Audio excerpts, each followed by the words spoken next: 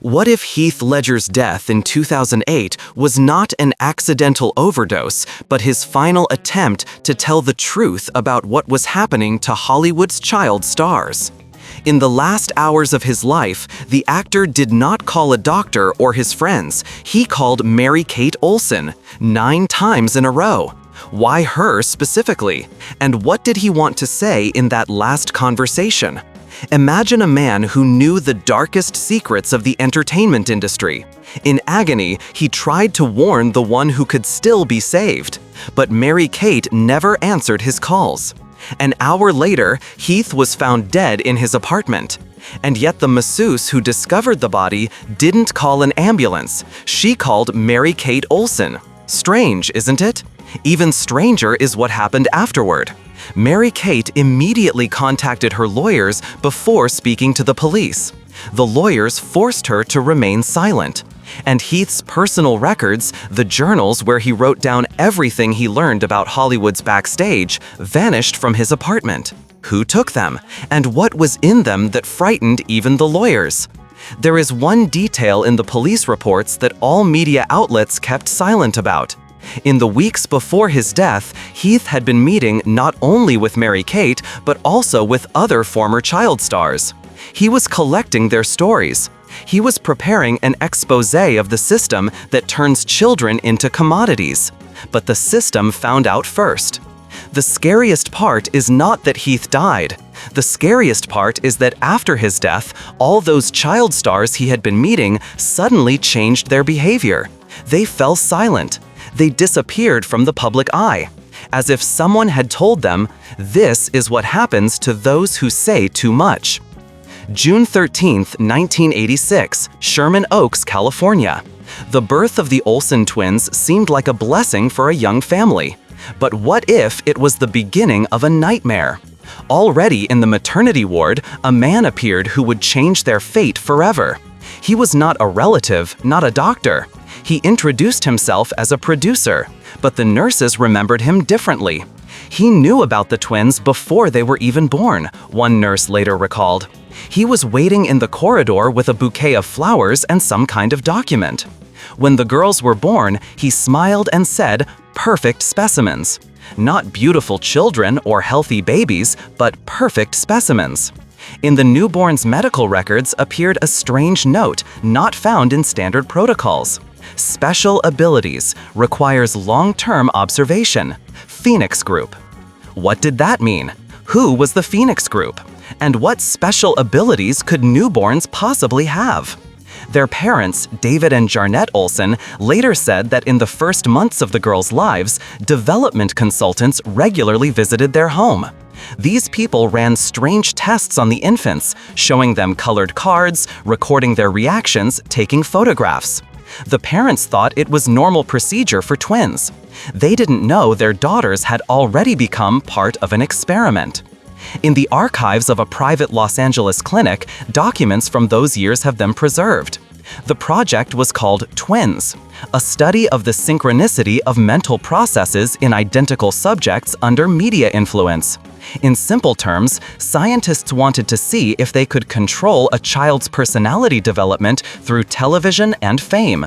Studio child psychologist Margaret Simmons kept detailed notes of each filming day. In her records are cries for help that no one heard. The girls often confuse who is who. Mary-Kate calls herself Ashley, and Ashley calls herself Mary-Kate.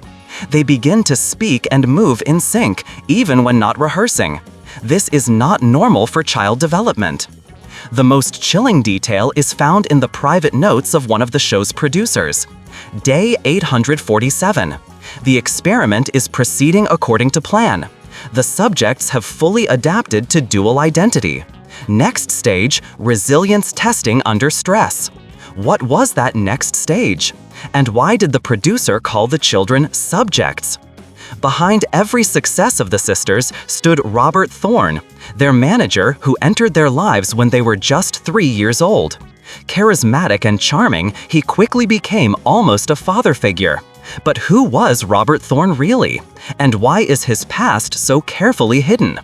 In FBI databases, Thorne's name appears in cases of missing child actors from the early 1980s. Mackenzie Phillips, Dana Plato, Gary Coleman, all of them at some point worked with consultants connected to Thorne.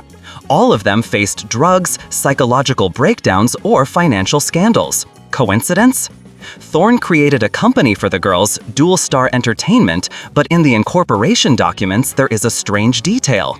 A third founder listed as Phoenix Corporation, a legal entity that does not exist. Former Dual Star employees tell disturbing stories. Thorne forced the girls to work 14-hour days, one former assistant recalled. When they cried from exhaustion, he said, "Tears are just water. Real professionals work through tears." He also recorded all their conversations on tape, even the private ones between the sisters. These tapes still exist. On them are the voices of little girls begging to rest, wanting to go home, dreaming of a normal childhood. And in response, Thorne's cold, calculated voice. Your family is the camera. Your home is the set. Your childhood is an investment in the future. Whose future? By age 10, the sisters were millionaires, but the cost of success was obvious to those working with them on set. Colleagues recalled the girls often cried, feared the camera, and asked for help, but their pleas were written off as spoiled child star tantrums. Studio child psychologist Dr. Elena Vasquez kept a detailed diary of her observations of the twins. These records are the darkest documents in the history of child Hollywood. Day 1205. Today, Mary-Kate asked me if she could die in her sleep and never wake up. When I asked why, she replied, "Then I won't have to be someone else anymore." Signs of severe dissociative disorder. Immediate intervention required. But there was no intervention. Dr. Vasquez was fired a week later for overstepping her authority. 1995 became a turning point for the sisters. The sitcom Full House ended and their parents divorced. It seemed the girls finally had a chance at a normal life away from cameras and producers. But at that moment, their contracts became even stricter, and control over their lives absolute. In David and Jarnette Olsen's divorce papers, there is an unusual clause, rarely seen in family cases. Custody over the professional activities of the minor children is transferred to Dual Star Entertainment until they reach the age of 25. Why exactly 25? In psychology, that is the age when the prefrontal cortex, responsible for critical thinking and decision-making, fully matures. Their mother, Jarnette, later admitted in interviews that she didn't understand all the details of the agreement. "I was told it was standard procedure to protect child actors' interests. I signed the documents thinking I was doing what was best." But the lawyer who drafted them didn't work for the Olsens. He represented Phoenix Corporation. 2004. Entering New York University was supposed to save the Olsen sisters. Finally, they could live a normal life away from cameras and handlers. But even there, the system found ways to watch them. Paparazzi were the least of their problems compared to what the girls discovered in the university archives. In the psychology department, they accidentally came across files bearing their names. Thick folders kept since 1986, the year of their birth. The research was titled "The Influence of Media Exposure on Personality Formation in Identical Twins." Who commissioned this research? The university received generous grants from the Child Development Research Fund, but that turned out to be a front organization. The real sponsors hid behind offshore chains that ultimately led to government structures studying methods of mind control. The files contained not only observations but also plans. Stage 1, camera adaptation, completed. Stage 2, dual identity formation, completed. Stage 3, stress testing, ongoing. Stage 4, social isolation, planned. What did Stage 4 mean? And why were university psychologists planning to isolate the students? Mary-Kate's connection to Heath Ledger was not a romantic affair, as tabloids claimed. Heath was trying to save her. The actor had stumbled upon the existence of Project Twins and other experiments on child stars, and that knowledge killed him. In Heath's private notes found after his death were alarming lines. They don't just exploit children, They study how to break the human psyche and rebuild it. Mary-Kate is one of the survivors, but she doesn't understand what they did to her. I must tell her the truth before it's too late. How did Heath learn about the secret experiments? Through his childhood friend Trevor Donaldson, who worked as an editor at ABC Studios in the 1990s. Trevor had accidentally accessed Full House archive materials and found footage never shown to the audience. These weren't scene outtakes, Trevor told Heath. They were experiment recordings. The girls were forced to perform strange tasks, respond to specific signals, repeat phrases in languages they didn't know, and psychologists recorded and analyzed everything.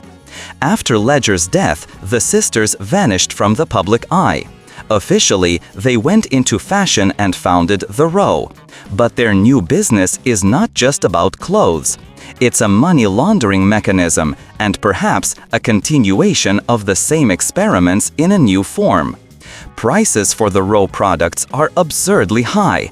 A backpack for $39,000, a simple dress for $15,000, shoes for $8,000. Fashion experts are puzzled. The quality is good, but not worth such sums. What if buyers aren't paying for clothes at all, but for something else? Financial analysis reveals a strange pattern.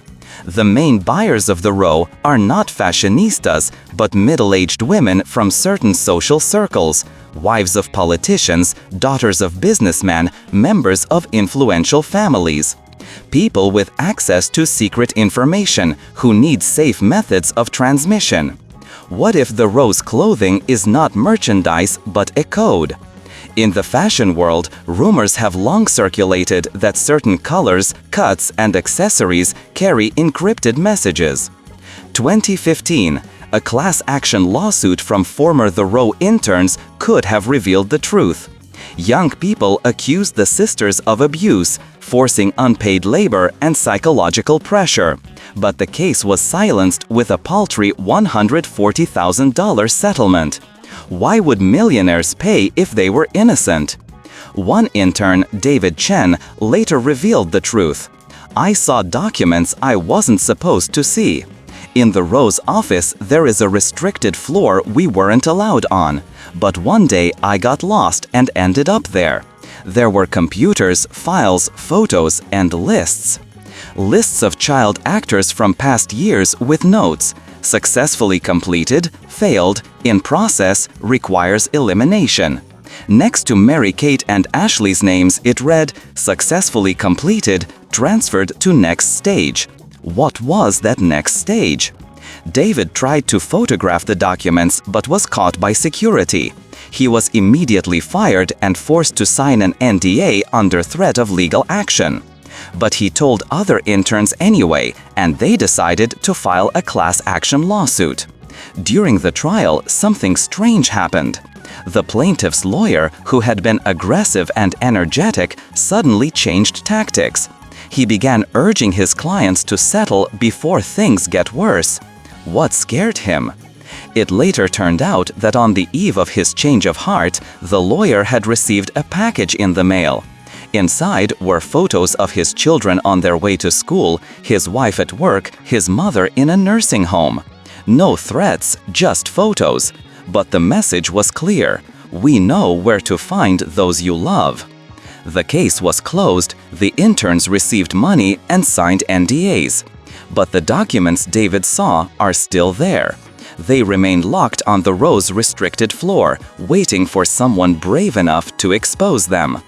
Mary-Kate's divorce from French banker Oliver Sarkozy, Ashley's Lyme disease, the death of Bob Saget, their TV father. At first glance, these seem like random tragedies in celebrity lives. But analysis reveals a chilling pattern. Everyone close to the sisters either dies or disappears from their lives just when they might have revealed the truth. Bob Saget had been working on memoirs before his death.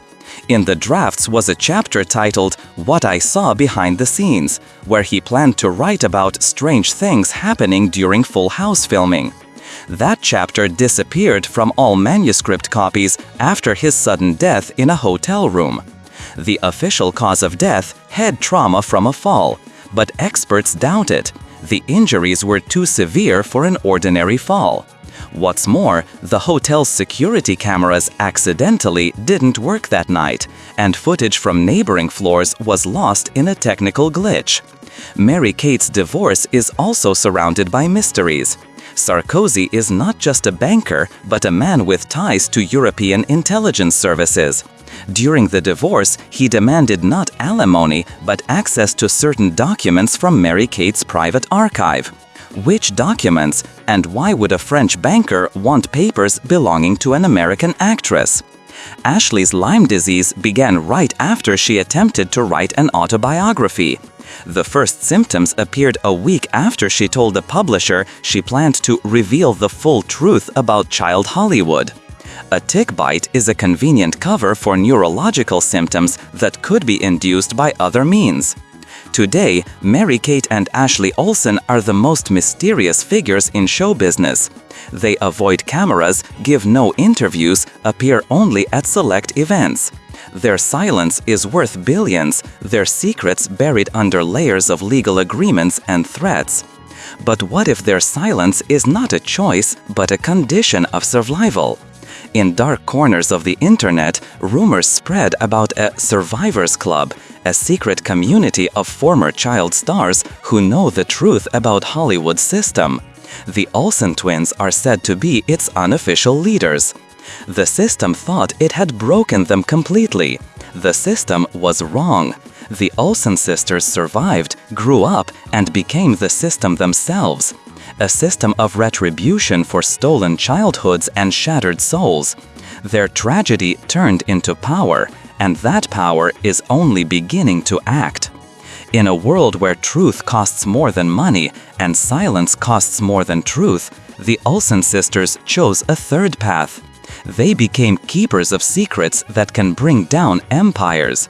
And sooner or later, those secrets will come to light. Because even the most patient women eventually stop being patient.